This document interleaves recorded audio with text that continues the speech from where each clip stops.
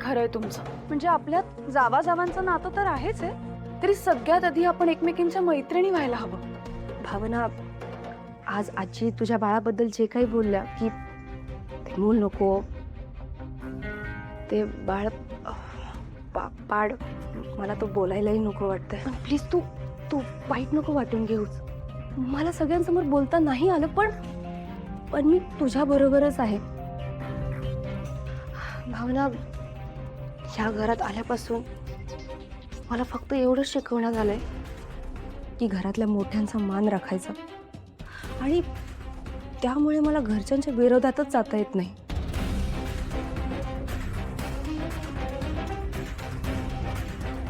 आणि त्यात मी तुझ्या इतकी शिकलेली पण नाही, त्यामुळे मन मोकळेपणाने कसे विचार व्यक्त करायचे, आत्मविश्वासाने कसं बोलायचं, हे कोणी शिकवलंच नाही. पण तू राग नको मानून घेऊस. मला कळतंय सध्या तू कुठल्या दिव्यातून जाती असते. अगं, तुझ्या जागी जर मी असते ना, तर माझ्या मुलासाठी, माझ्या बाळासाठी असं खंबीरपणे उभा राहताच नसतं आलं. उलट आजी जे बोलतायत ते करून मोकळे झाले असते. आणि त्यामुळेच एकाच वेळी मला तुझा खूप अभिमान वाटतोय आणि हे वाईट.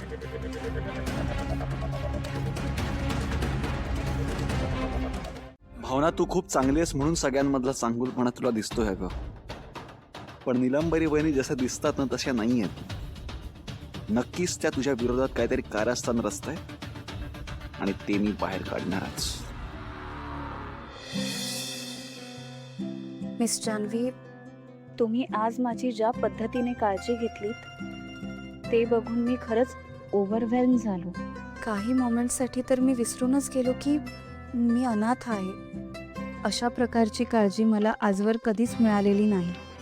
त्यासाठी तुम्हाला मी जितकं थँक्यू म्हणेन तितकं कमीच आहे.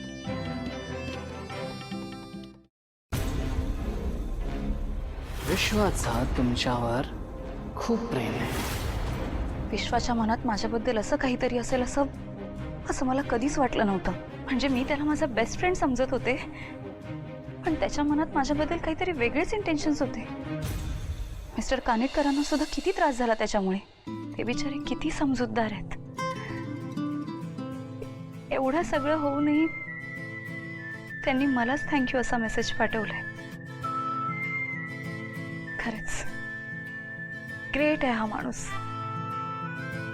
किती काळजी करतात हे माझी. म्हणजे त्यांच्या आयुष्यात एवढा लोनलीनेस आहे, पण तरी त्यांच्याकडे बघून ही गोष्ट अजिबात जाणवत नाही.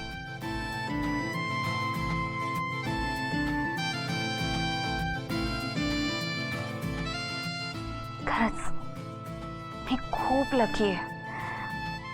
मिस्टर कानेटकरांसारखा माणूस माझ्या आयुष्यात आलाय.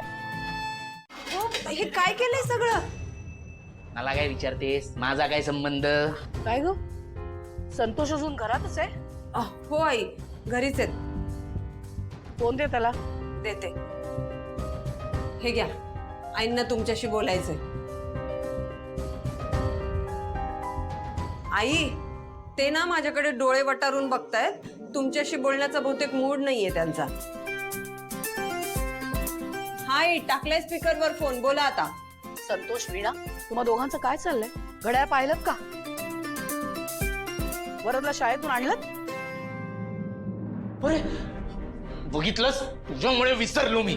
माझ्यामुळे काय? माझा काय संबंध आहे? तुम्ही घरी होतात ना, मग तुम्ही लक्ष ठेवायचं होतं घड्याळीवर. अरे वा, मग सगळी कामं मीच करायची, मग तू काय करणार घरात बसून? आता सगळं दोष मलाच द्या. जा लवकर घेऊन या त्याला. जा लवकर घेऊन या म्हणजे जेवण बनवलं असतं तर जेवून गेलो असतो पटकन. मला बाहेर पडू दिलं असतं ना, तर जेवणही बनवलं असतं आणि त्यालाही आणायला गेले असते मी. काय तू बोलतेस? एकतर जेवण केलं असतं तर खाऊन गेलो असतो मी. आता जायला लागणार. तुम्ही दोघं आता जरा शांत व्हाल?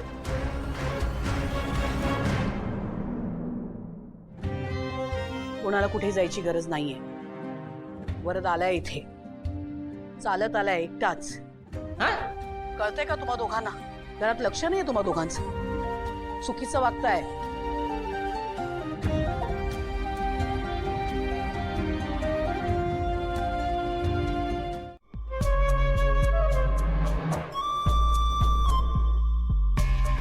अजून कशी नाही आली जानू? आणि हा विश्व नक्की कुठे घेऊन गेला असेल तिला?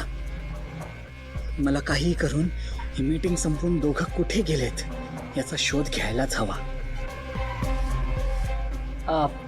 Fine, let's conclude this meeting than. Sir just 5 minutes please. तुम्हाला एक प्रेझेंटेशन दाखवायचं आहे.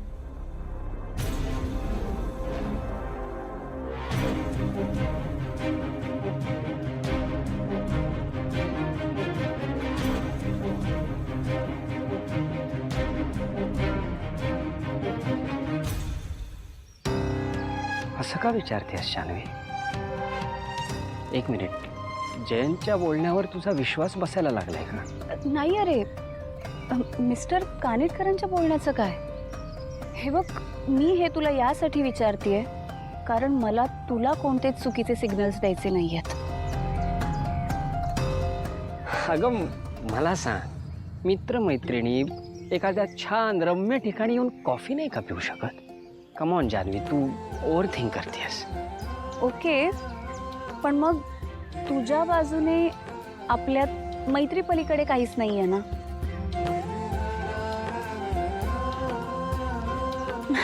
मग ठीक आहे. चीअर्स. Cheers. पण तसं असतं तर सांग ना, खरंच तसं असतं तर? तसं असतं तर